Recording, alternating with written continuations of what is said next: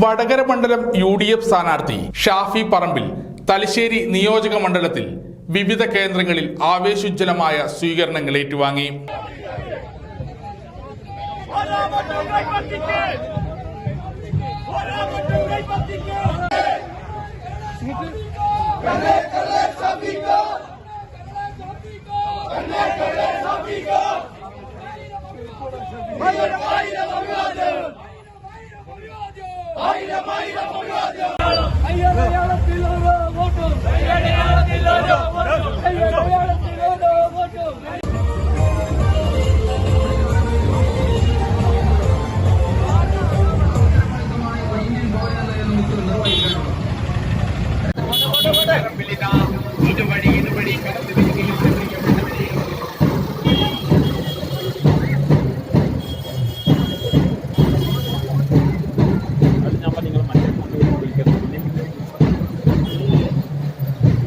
ശരിയോടുകൂടി ഇതുവഴി കടന്നു വരികയാണ്. പ്രിയപ്പെട്ടവരിൽ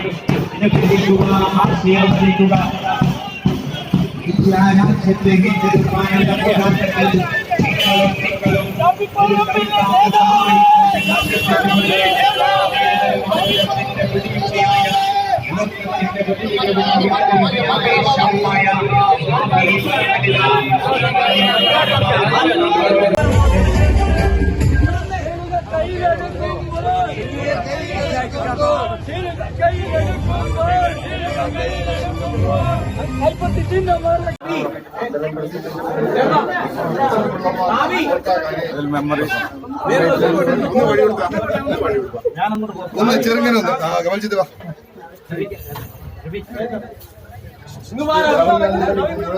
സ്ത്രീകളും കുട്ടികളും ഉൾപ്പെടെ ഷാഫി പറമ്പിലിന്റെ ചിത്രങ്ങളുള്ള ബോർഡുകൾ കയ്യിലേന്തി ഓരോ സ്വീകരണ കേന്ദ്രത്തിലും എത്തിയിരുന്നു. റോസാപ്പൂവും കൊന്നപ്പൂവും നൽകിയും പടക്കം പൊട്ടിച്ചും തങ്ങളുടെ പ്രിയ സ്ഥാനാർത്ഥിയെ ഓരോ കേന്ദ്രങ്ങളിലും വോട്ടർമാർ വരവേറ്റു.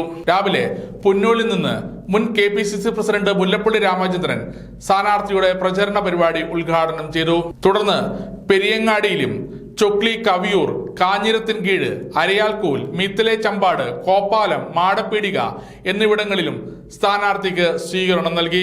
വൈകിട്ട് തലശ്ശേരി സൈതാർപള്ളി പരിസരത്ത് നിന്ന് പ്രചരണം വീണ്ടും ആരംഭിച്ചു. തുടർന്ന് അയിലത്ത് സ്കൂൾ പരിസരം, Venus corner, Vadakkumpad road, Kathiroor, Ponnam Palam, Vadil പീടിക എന്നിവിടങ്ങളിലും സ്ഥാനാർത്ഥി വോട്ടഭ്യർത്ഥന നടത്തി. കുളശ്ശേരിയിൽ നടന്ന പ്രചരണ സമാപനം മുസ്ലിം ലീഗ് സംസ്ഥാന സെക്രട്ടറി പാറക്കൽ അബ്ദുള്ള ഉദ്ഘാടനം ചെയ്തു.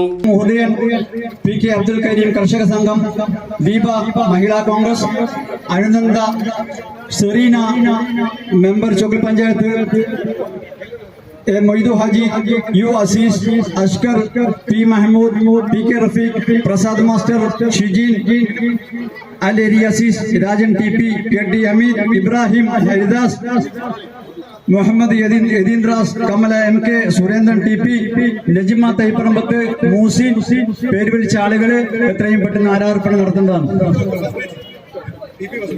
TP വസന്തച്ചി ഉയർത്തിരിക്കുന്ന ഒരു ശബ്ദമുണ്ടായോ? എവിടെയെങ്കിലും അയാളുടെ നാവിൽ നിന്ന് ഒരു വിദ്വേഷത്തിൻ്റെതായ വാക്കുണ്ടായോ? എവിടെയെങ്കിലും അയാളുടെ നാവിൽ നിന്ന് വെറുപ്പിന്റേതായ ഒരു പ്രചരണമുണ്ടായോ? ഇത്രയും കിലോമീറ്റർ പിന്നിട്ടിട്ടും ഈ നാട്ടിലെ ഒരാളെയും തമ്മിലടിപ്പിക്കാതെ ആ ജാഥ നടത്താൻ കഴിയാവുന്ന ഒരു നേതാവുണ്ടെങ്കിൽ അതാണ് രാഹുൽ ഗാന്ധി എന്ന് ഈ രാജ്യത്തെ മുഴുവൻ ജനങ്ങൾക്കും ബോധ്യപ്പെട്ടു. അത് രാജ്യം ഒരുമിച്ച് നിൽക്കണമെന്ന് ആഗ്രഹിക്കുന്നവരുടെ കൂടെയാണ് നമ്മൾ നിൽക്കുന്നത്. ആ രാഹുൽ ഗാന്ധിക്ക് ഈ കസേരയിലിരിക്കുന്ന ഈ പിന്നെ ചേച്ചി ഹിന്ദുവാണോ, അപ്പുറത്തുള്ളത് മുസ്ലിമാണോ, ബാക്കിലുള്ളത് ക്രിസ്ത്യാനിയാണോ എന്ന് നോക്കാനല്ല, ആ മനുഷ്യൻ എന്നുള്ള നിലക്ക് അവരുടെ ജീവിത നിലവാരം ഉയർത്താൻ എന്ത് ചെയ്യാൻ കഴിയുമെന്നാണ് ആലോചിക്കുന്നത്. ഇവിടെ 40 രൂപക്ക് പെട്രോൾ തരാന്ന് പറഞ്ഞു, അതില്ല. 40 രൂപക്ക് ഡീസൽ തരാന്ന് പറഞ്ഞു, അതില്ല. 400 രൂപക്ക് ഗ്യാസ് തരാന്ന് പറഞ്ഞു, അതില്ല. 2 കോടി തൊഴിലവസരങ്ങൾ സൃഷ്ടിക്കാന്ന് പറഞ്ഞു, രാജ്യത്തെ ചൈനയേക്കാൾ വലിയ ശക്തിയാക്കുമെന്ന് പറഞ്ഞു. ഈ പറഞ്ഞ പ്രഖ്യാപനങ്ങളൊക്കെ എവിടെ? നിങ്ങൾ ഈ തെരഞ്ഞെടുപ്പ് പ്രവർത്തനങ്ങൾക്ക് നേതൃത്വം നൽകുന്നത് എന്ന് തന്നെയാണ്.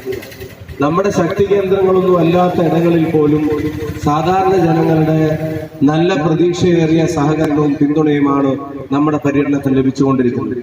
ഓർഗനൈസിംഗ് ആളുകളെ കൊണ്ടുവന്ന് ഇരുത്തുന്നതിനപ്പുറത്തേക്ക് വീടുകളിൽ നിന്നുള്ള ആളുകളുടെ പ്രതികരണങ്ങൾ, വഴിയരികിൽ നിൽക്കുന്ന ആളുകളുടെ പ്രതികരണങ്ങൾ, കവലയിൽ നിൽക്കുന്ന ആളുകളുടെ പ്രതികരണങ്ങൾ, ഇതിന്റെയൊക്കെ ആത്മവിശ്വാസത്തിൽ തന്നെയാണ് 100 തവണ ചോദിക്കുമ്പോഴും ഞാൻ മറുപടി പറയുന്നത് നമ്മൾ ജയിക്കും എന്നുള്ളത് പറയുന്നു. ഞാൻ ഈ തെരഞ്ഞെടുപ്പിലെവിടെയും ഞാൻ ജയിക്കും എന്നല്ല പറഞ്ഞു, നമ്മൾ ജയിക്കുമെന്ന് തന്നെയാണ് പറഞ്ഞത്. കാരണം അപ്രതീക്ഷിതമായി തെരഞ്ഞെടുപ്പിൽ സ്ഥാനാർത്ഥിയായി വന്ന എന്നെ സംബന്ധിച്ചിടത്തോളം സമഗ്ര ന്യൂസ് പാനൂർ.